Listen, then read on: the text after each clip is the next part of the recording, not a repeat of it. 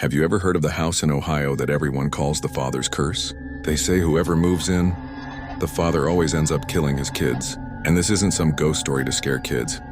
It's based on real, terrifying events that keep repeating for decades. Let's go back to 1971. The Johnson family moved into this beautiful colonial-style home on the edge of town. Everything seemed perfect, but after a few months, Mr. Johnson suddenly snapped. One night, he took the lives of his two sons while they were sleeping.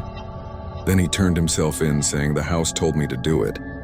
People thought it was an isolated tragedy, until it happened again. In 1985, a new family, the Walkers, moved in. The father, known to be a loving, quiet man, started acting strangely. Neighbors saw him talking to himself, staring at the basement windows at night. Then one summer morning, he drowned his 3 children in the bathtub. His wife returned home and found him sitting on the floor, mumbling the same words as Mr. Johnson. "The house told me to do it." By the 2000s, the house was abandoned. Locals swear they hear kids crying at night, and some say they see a man's silhouette in the attic window. Some paranormal investigators believe the house is cursed by an entity that targets fathers, slowly twisting their minds until they lose control. Others think there's some chemical or toxic mold in the house that causes severe psychosis.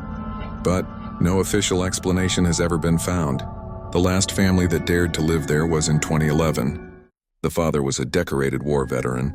He had no history of violence.